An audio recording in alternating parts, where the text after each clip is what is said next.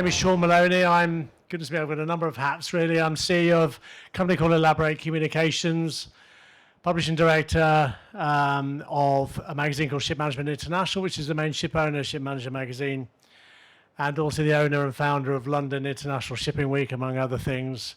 I also sit at the IMO as an NGO, but that's another story. And I'd like to thank our colleagues, the Kivinitis Travel Group, for helping to put together today's seminar. Thank you very much also for taking the time to come along today. It's been a long day. You put the steps in, there's no doubt about it, in Posidonia. You forget how amazing this show is. And I was saying to everybody and the speakers beforehand, we had a couple of run-in sessions just to talk through the questions. And I said, make sure you get there, because as you start to come and walk to Hall 2B, you'll get stopped by hundreds of people, which is what happens in Posidonia. So it's an amazing, and I'm hearing there's 65,000 people coming this week. I don't know if that's true or not, but needless to say, there's a lot of good activity. As we know, shipping is an amazing industry. And I attended a conference a couple of years ago, and the theme was looking for those key issues that are going to change the way the industry has to work and has to adapt. And that was about 2 years before COVID, and nobody had any inkling that COVID would come along and the implications that would have for the industry, for the seafarers who then found themselves stuck on board ship for 15 to 16 months at a time, and for that whole change in the way that we operate. We stopped our travel and we went on to Teams and on to Zoom, and the industry was altered. Then we now find ourselves, for many years, shipping has been trying to get on the front pages of the national newspapers to tell everybody what a great industry it is. But it's always had this knack of being the invisible industry. It gets on and does its job, and it does it really well. It moves 90% of global trade effortlessly with a huge amount of agility, and that's it. We expect it, we don't ask any questions of it, and it does its job. But over the last year or so, with geopolitics and the change in the political scene, shipping has been thrust into the living rooms of all of the general public. They know about the Suez Canal when the Ever Given was stuck there because they were waiting for their TVs to turn up. They know about the implications for their Amazon products during COVID. They then know about the implications with the Red Sea and the way that the Houthis and the attacks on shipping and the piracy, and now the Strait of Hormuz. You know, up until 3 months ago, the majority of people in this country and this world didn't even know where the Strait of Hormuz was, or indeed what it did. And as a result, shipping is there. It is at the center of everything that is happening as far as geopolitics are concerned.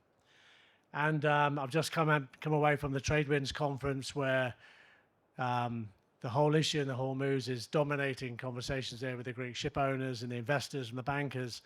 And there are a lot of unanswered questions still, but shipping is carrying on. Shipping is very agile and will continue to do it. Today, we are going to be talking about the whole issue of crew travel and crew mobility. And we've got a series of very, very good panelists who are going to be attending 3 panels today. Again, thank you very much for coming in at 5 o'clock in the evening at the end of a long day. It's highly appreciated. And we are going to have about 30 minutes to 35 minutes per panel. I'm conscious that the speakers are going to be getting quite tired, as well as the delegates. But we want also to engage with you as the audience. So any questions that you may have, please stick your hand up. We'll be looking at a number of issues. First panel, we're going to be looking, I'm just going to change glasses here. We're going to be looking at the whole issue of crew mobility in times of global disruption. And we'll look at the challenges facing crew managers, ship owners, and operators in moving and repatriating their crew. The conflict in the Middle East will have ramifications, not least of all for the continued high price of aviation fuel and the knock-on availability of cheap flights. But this panel will look at the challenges that were posed and what options the industry had in dealing with this situation. How important were industry contacts and cooperation? What were the challenges and what were the opportunities? Now, we've decided that anybody called Christos is going to be on our panel today. So we've got the two Christos. I don't know what the plural of Christoses is. Is it Christi, or I don't know, but I don't. But we have two Christoses on the panel today, and we also have two ladies as well. But anyway, I'm going to ask the panelists to introduce themselves. A couple of minutes, and if you go from nearest to me to furthest away, if that's possible, just introduce yourself, who you are, where you're from, and your sort of, I suppose, policy statement on the situation as far as the travel industry is concerned and the challenges and opportunities that are facing it at the moment. And then we'll kick into the questions. But if you can start, sir. So hello from my side. Usually we start with the ladies first, but I take the opportunity to start from right to left. So my name is Christos Gialakoumas. I am working with crew departments in various positions since 2002. I've been involved in the industry from various positions, from agent to owning companies. I have completed my studies holding a master's degree, and for the last 3 years I'm working as a crew director, almost 3 years, I'm working as a crew director in Danao Shipping. I will give it a head start for the rest in order to comment. You know, for the last 5 years, I'm going to start from COVID time going onwards. Traveling has completely changed. We are keep on struggling, find new solutions. We are keep on struggling, find new seafarers in order to join our vessels, and we'll still receive the same behavior for all the countries around the globe. They want their goods to be transferred cheap, so the price will not be affected, and they don't care about the seafarers and the traveling difficulties having caused all this situation. Now we have, presently our company has locked 2 vessels inside the Gulf without our intention of the company. They were just there doing their normal operation, discharging containers, and suddenly the war started. And since then, unfortunately on this conflict, except of the travel restrictions, we don't see any serious intention from the global maritime organizations in order to release our vessels and to create a safety net for our seafarers. In regards to the traveling, of course, everybody can understand that one of the 3 of the major airline companies connecting Europe with Asia have ceased their operation. And other companies making the same connection have taken the opportunity in order to increase their fare to unreasonable prices. I'm always straightforward when I speak, when I'm called to speak to matters. So all this creates a chain of conflicts that it's focused, and it affects our seafarers, our traveling arrangements, our traveling costs, our OPEX, and continues to increase the difficulties that we all have in order to perform a safe crew change and to be able to manage and to man our vessels with well-trained and qualified seafarers. Okay, Christos, that's lovely. Thank you very much. And I'll come on to the issue about having vessels stranded in the Gulf in a second. But Amalia, if I can just ask you now, and apologies, ladies first, but right to left was easy but if you could just introduce yourself and just say a few words about yourself as well and your views on the issue. Good afternoon. My name is Amalia Marcou, and Could I ask you to move the microphone closer, because I cannot hear what you're saying, so it's quite important that I hear. Good afternoon. My name is Amalia Marcou, and I'm the crew director of NSL Group for the last 12 years now.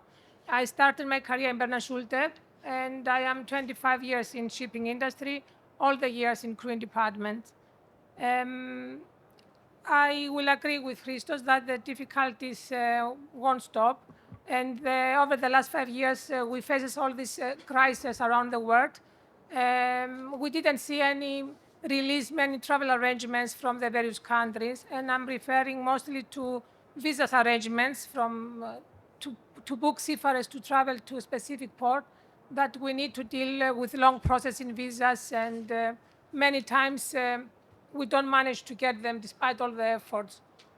I will stay on this comment. Thank you. Okay, Christos. Hello, good afternoon also from my side. I was from shipping industry from 2001 after finished the high school.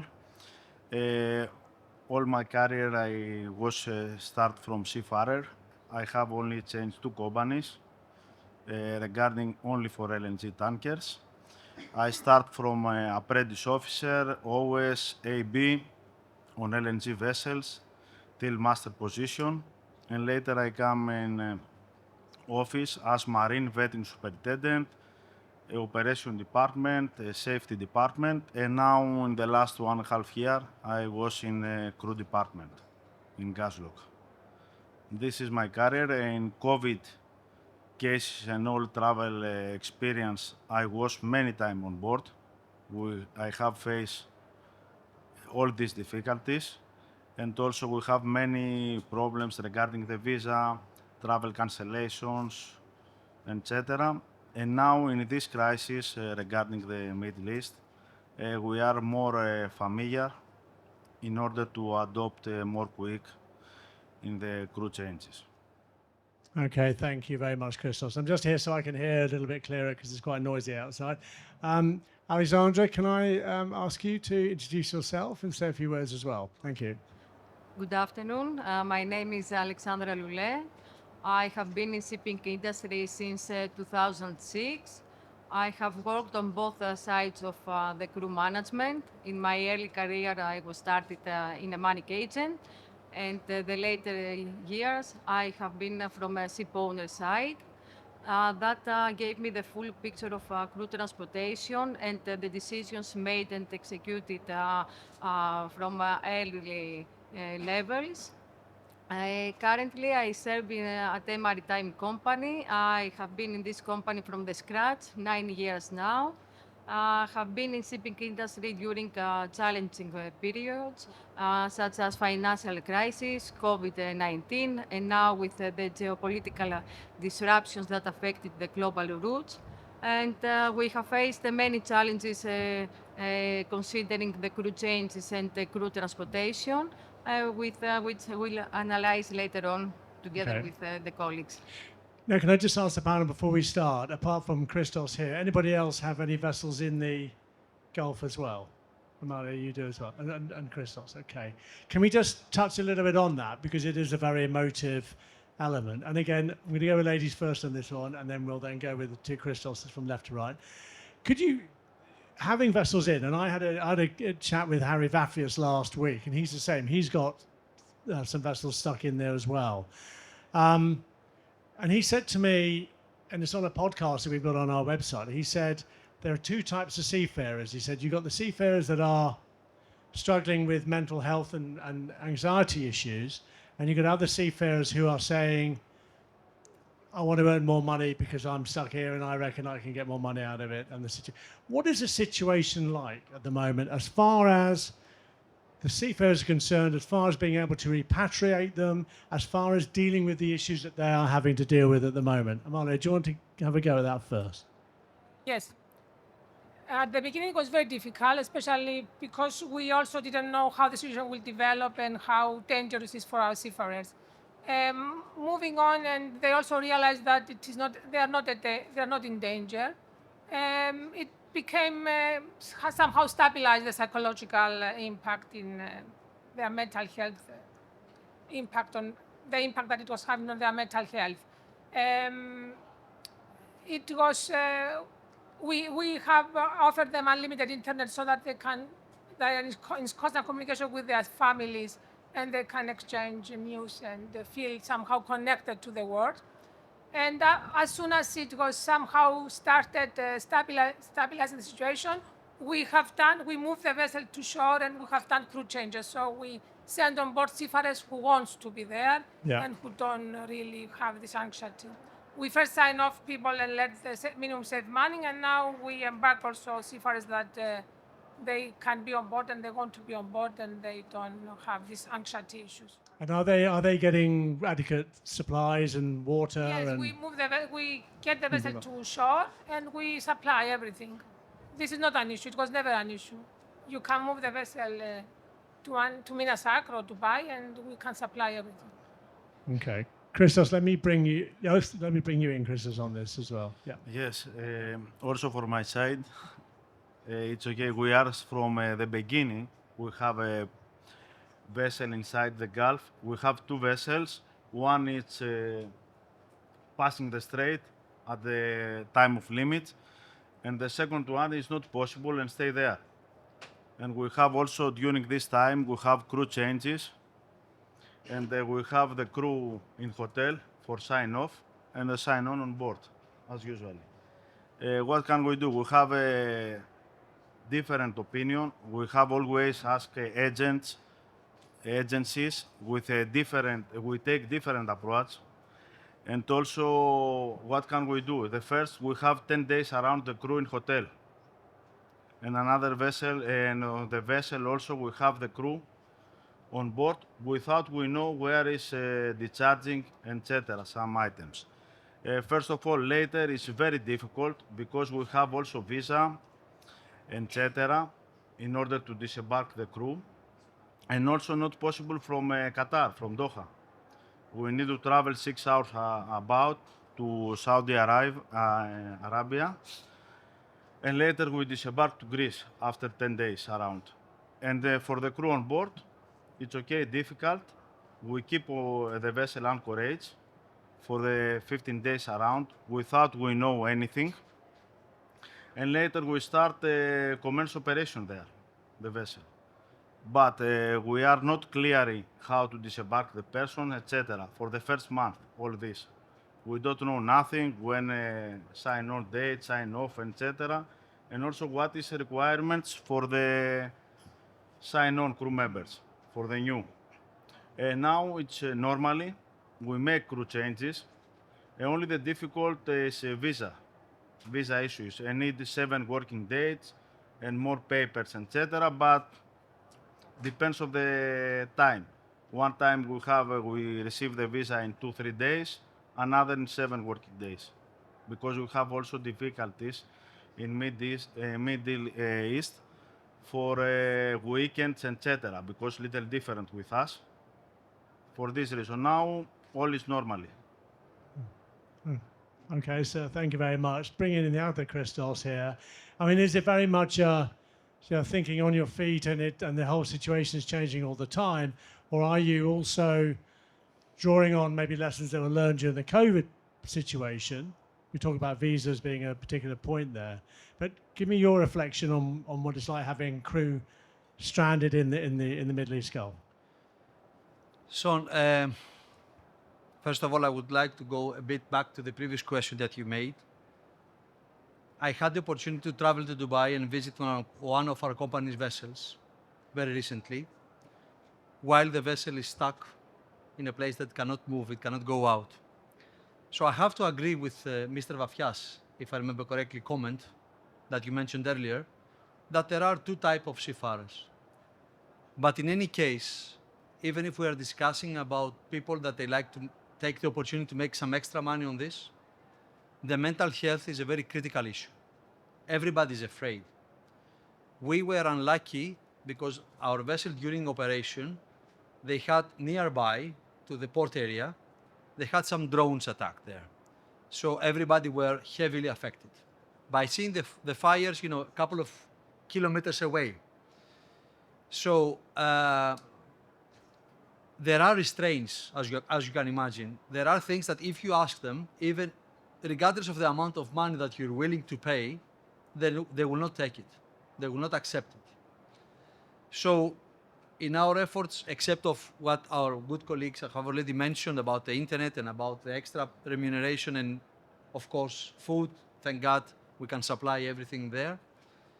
In our efforts, I volunteered to go to the Gulf and to visit one of the company's vessels out of the two that they were there in Dubai Anchorage, which I have to say that I came across with people, even the fact that they were afraid that they passed COVID and they had similar situations that they were not able to disembark or embark the vessel. Their mental health and their courage was going down day by day, minute by minute. You know, if I'm going to generalize this as a comment, I have to realize that, I'm sorry if I'm going to be too rough, but I think that as an industry we have failed. We have failed to be able to protect the workers for our industry. We have failed to do it various ways. Already Ms. Amalia mentioned about the visa issues, even the fact that the seafarers are always transiting. They will go to the airport and they will transit in 1 day or 2 days to board the ship and to work there. They still required visas, much harder than the ones that we use as tourists. We have failed to protect them during the COVID. I mentioned earlier, we are failing again. We have failed to protect them during now the crisis that we have in Ukraine and Russia. My company employs both Ukrainian and Russian seafarers, except the fact of the obvious that the Ukrainians were asked to remain within the country limits. Now we are facing serious issues about the payment of the Russian seafarers in the home countries, the allotments that they have to send. So in general, we still have the requirement of the good to come to our table. 90% of the things that are in our table, they have moved around the globe in order to reach us. But the main power, our main source of people that they are helping us to doing that, we cannot protect them.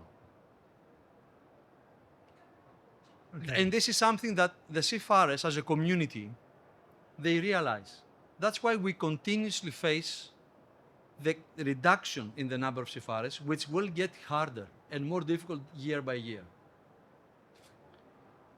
I hope that I covered the question, Yeah, or maybe I missed it. No, and these are very emotive times, and I can see the passion in your, I can hear the passion in your voice there, Christos. We had the COVID situation. We had seafarers, and I'm going to come on to Alexandra in a second.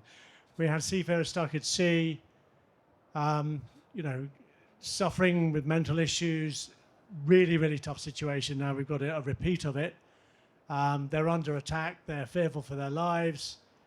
What can shipping do to improve it? Because surely, like in COVID times, it was also the flag states out of the managers, the owners, and the crew.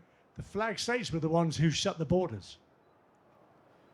Correct, but they still needed the goods, in order Yeah. to run to continue. But they run weren't the allowed country. off the ships. They weren't allowed off the ships. Correct, and they were actually. I was very amazed by examples of countries that even the fact that they are major navy nations or they live out of shipping, being in a geographical position that they are taking advantage of that, they shut down their borders, or they were allowing people.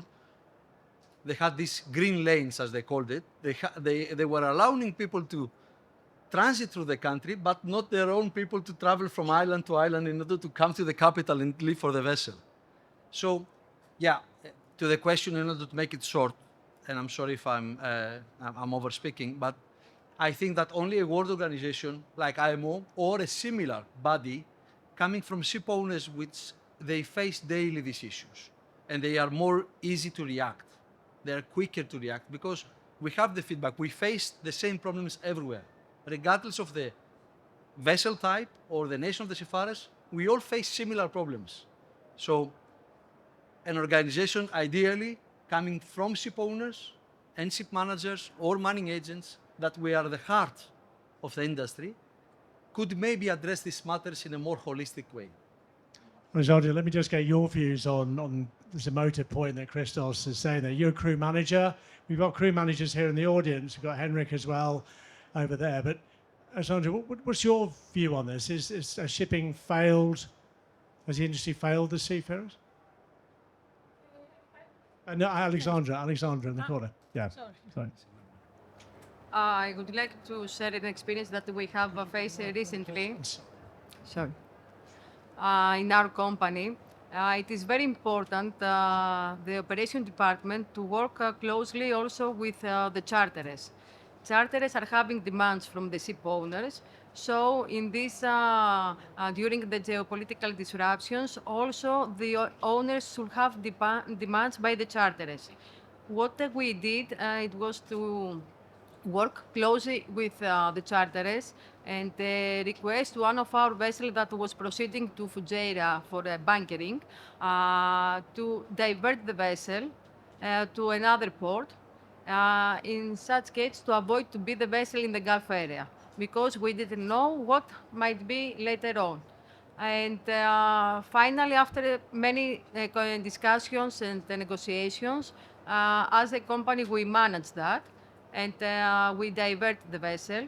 And after 1 month, of course, since the vessel was waiting at the anchorage also, we have proceeded to do the crew changes using a launch boat, because the vessel was far away from the port.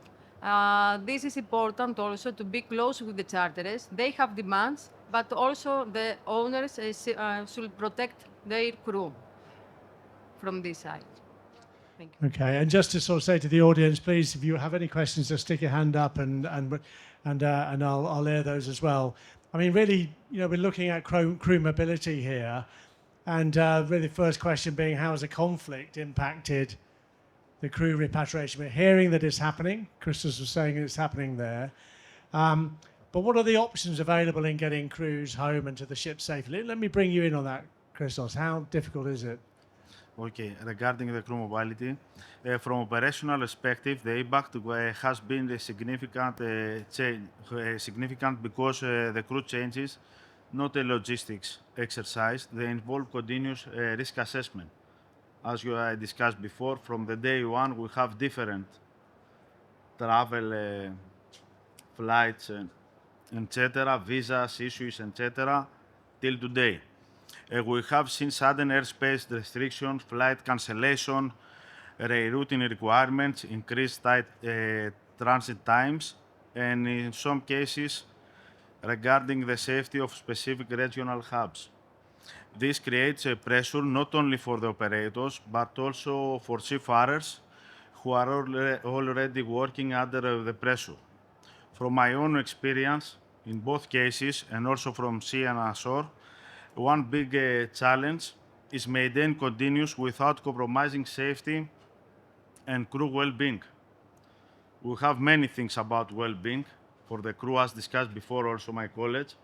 We give to the seafarers Internet Unlimited, some training session, and also some sessions with external providers in order to reduce the anxiety, stress, etc. of seafarers. As an industry, we have to become much more flexible.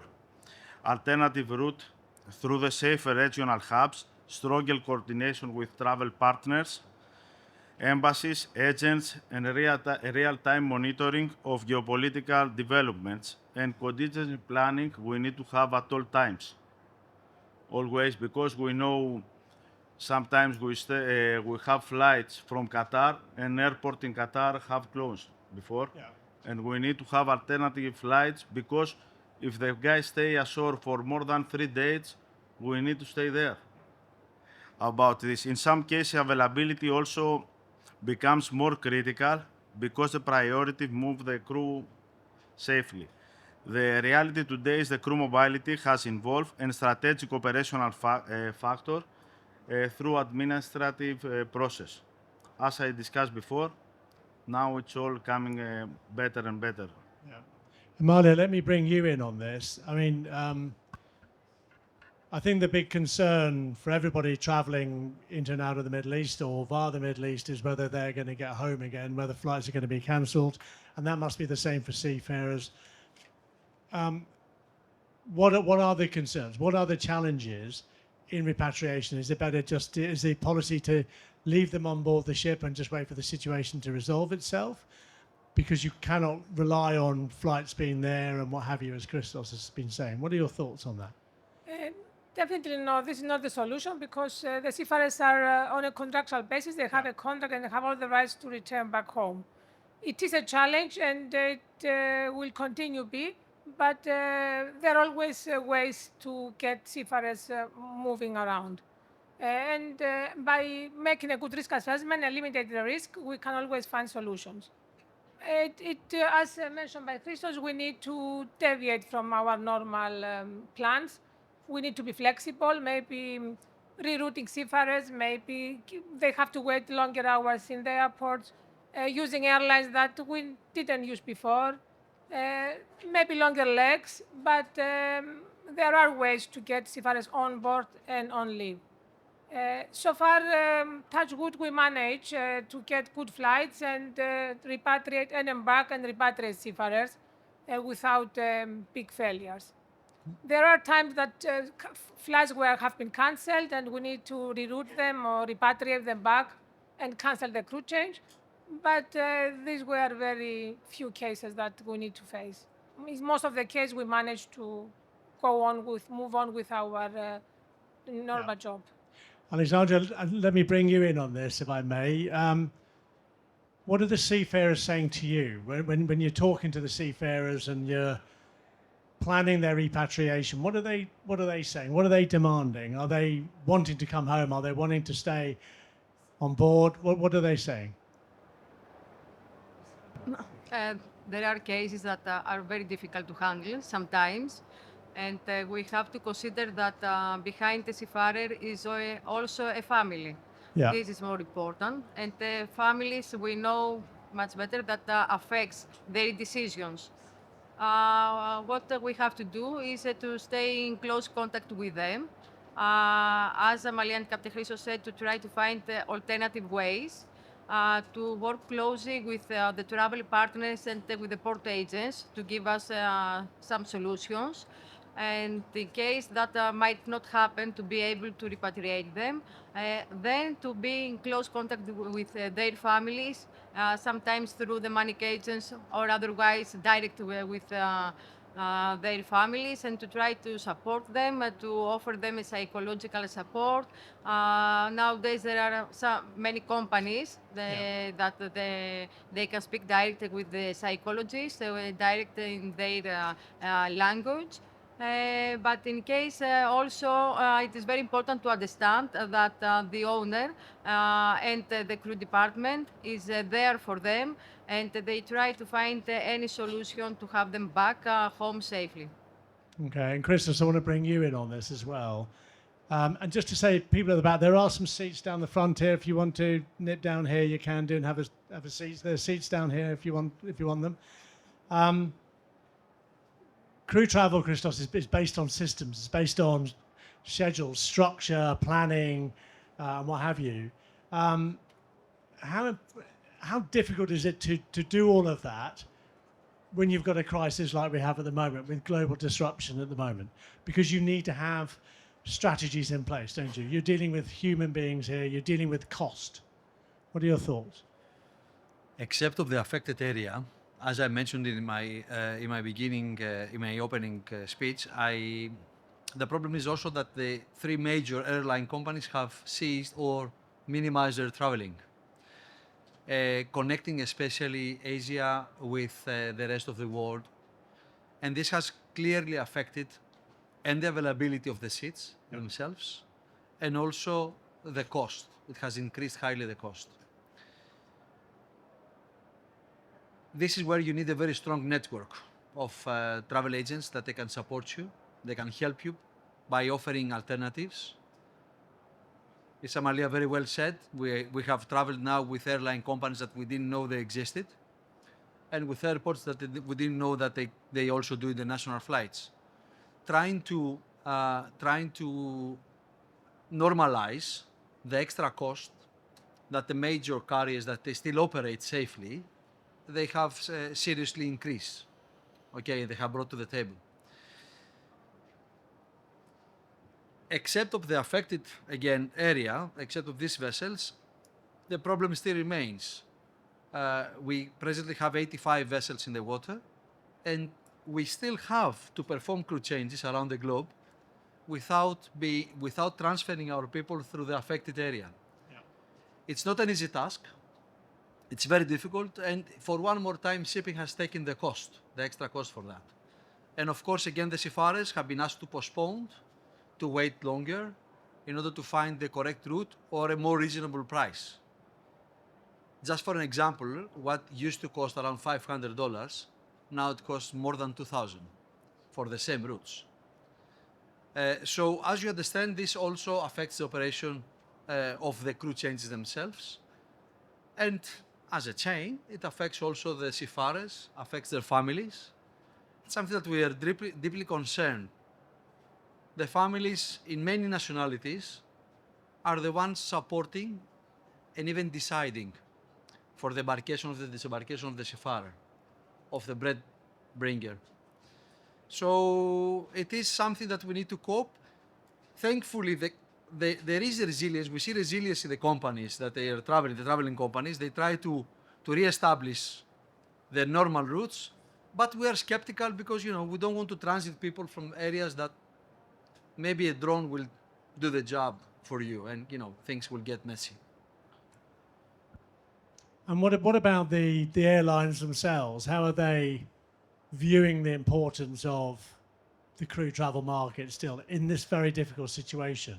Because the crew travel sector has always been a very, very important element for the airlines. It's dependable. They know, and I know it's got flexibility, but they like that. They can fill seats, etc. But we've got a different situation here at the moment. Who wants to answer that question in regards to the dealing with the airlines? Christos, do you want to go with that, or? Yes. Now with travel arrangements, etc., we need to quick response because we have a flexibility. We need to have also flexibility and visibility. As we know, the situation change adapt in within a few hours, as usual, because we have also I can tell you some examples in my career and also during this situation. We have to sign on, sign off crew, and example POEA for Filipino, we not discussed before, no give permission to sign on Filipino crew members in Persian Gulf, which is important for us because we have a ready person to sign off. Yeah. And in the same times, we receive messages from Filipino government, Marina, etc., and nobody to sail from and to flight seafarer Filipino to Persian Gulf. We have many of these cases during these months. Now it's the system is released, and now we can change everything. And also we need for the travel providers for these cases 24/7 support, reliability, and resilience for this, if it's possible, about these cases. I mean, is it going to sort of encourage the movement away from in-house travel arrangements to using third-party providers because they've got the network, they've got the systems in place? What is it like at the moment as regards to the ship owner's perspective on that at the moment? We use only external providers. We don't use any internal travel arrangements. We work with big companies in Greece, like Kubernetes, and we always find solutions to repatriate or embark our seafarers. Okay. Anybody else? Alexandra, do you have any views on this? I would like to add that at the end of the day, finally, the seafarer is not the one decided how he will go back home. We, the crew departments, are in contact with the travel agents and the port agents to try to find the best route to have him back because there are immigration formalities. Some ports, they don't have immigrations 24/7 working. There are other restrictions that the crew, they have to disembark and fly back to their country direct outside of, let's say, in the US. They cannot direct in other intermediate airport. visas, restrictions, as mentioned before. So all of that should be considered by us, and then to try to find the best route for the seaman. And then something might change again to the vessel's schedule, and again we have to do the same work from the beginning. And the seaman will receive the final ticket on his hands, but he might not understand actually how much we work in order to try to have him the best possible way to be back home. Yeah, yeah. Does that put a bit of massive emphasis on systems, on processes, AI, all of that side of it? Alexander, you answer that, and then I'll come on to Christos as well, get your views on it. Regardless of the size of the company, even if you have 100 vessels or 200 vessels, you still have a segment of the market. So as a shipping company, at least to my perspective and to my understanding, own arrangements on traveling is not the best solution. Yeah. The travel agents, taking under consideration that they serve hundreds of vessels, they still have a better view, and they can find solutions where you cannot. Especially if you are focused in one nationality or two nationalities, or even 10 that we have, there's always a fragmentation that you cannot deal by having a part of the picture in comparison to the travel agents that they can have a better view, a more distance approach, let's say. And of course, on the same time, they also invest. They have the ability to invest in systems, in AI, and they are in the position to know better their part of the business. I've been in several companies, worked with many travel agents, and I still think that this is the best approach. The third party is doing better the job that you can do, taking into consideration that your size is always limiting you, and in investment, and in approach, and in software, in AI. While for the other part, for the third party that offers this kind of arrangements, it's a must in order to continue to be in the industry, to continue to supply. So what do you demand? What do you expect from the travel providers? What services? And I'm going to ask all of you the same question. But what is it that you expect from them? You demand from them, or want from them? The principle remains the same, at least for the last 2 decades that I work. We want it quick and cheap, and available to any time that we want it. So it's simple as that. This is what we need. This is what we ask. We don't always get it, but I know that people are trying to do so, and this is the key to success. The continuous effort in order to be able to elevate the services provided, and to continue keep it close to the cost that the market usually has. Amalia, what are your thoughts on that, on the demands from the providers? From my side, I want the travel to be available at any given time, and be reasonable in what we receive from them, so that the decision will be also easier to make.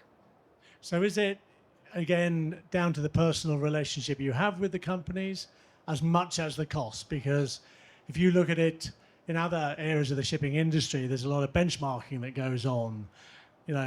Ship owners versus ship managers. They might have 5 ship managers and drop 2 of them and get another 3. And is it down to the relationships that you have with the travel providers? Is that more important than anything else? No, it's to the service that we receive.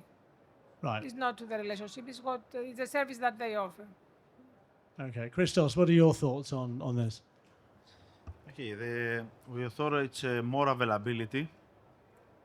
And okay, for the price, the cheap, etc., is a little difficult now with this, in our world, with this situation. But for availability, it's a problem for us, because we have very stress, and also we have the families call us. Yeah. We have tickets cancelled. We have the flights. We take the tickets, and no trust. We give to seafarers, but the flight is never coming, always cancelled without any information, etc. This is the big problem for us, and also the cost, but it's a little difficult to reduce now in our cases. This goes back to what you said earlier on, Christos, about the industry failing the seafarers and all of this side of it. Alexandra, what are your thoughts? Okay, of course, the cost and the availability is the most priority, but also we should consider the duty of care. What that means, to check about the transit time, to check about the layovers, long layovers for the crew, to try to find some lounges to offer to them during being at the airport for many hours, or at least hotel accommodation closer to the airport. And especially for the crew that they are going to join the vessel, we are demanding by them to take over the duties upon joining the vessel. Yeah. So, if they have a long travel time, how will it be possible for them to be able to catch up with the work? So, that also should be considered by the travel desk and from our side to check every case. Okay, so before I go on to my last question, just open up to the floor. Anybody here have any questions or points that you want to ask the panelists? You've heard a lot of the issues that we're facing and dealing with, and maybe the challenges, but also the solutions. Anybody have any comments or questions? I normally pick on people with red ties, but nowadays we don't wear ties anymore. So, Henrik, have you got anything? You're normally good for a question. Let me hand you a microphone. Just a sec. I can actually say one positive thing, maybe. And when the war broke out in the Gulf and the reaction from the industry, if you were an IMAC member, already it started on Friday night, I think, and already on Monday morning, the new war zones were ready by ITF and IMAC. So they actually agreed to meet on Saturday, and Sunday they met, and Monday morning it was clear where the war zones were. So something is maybe working.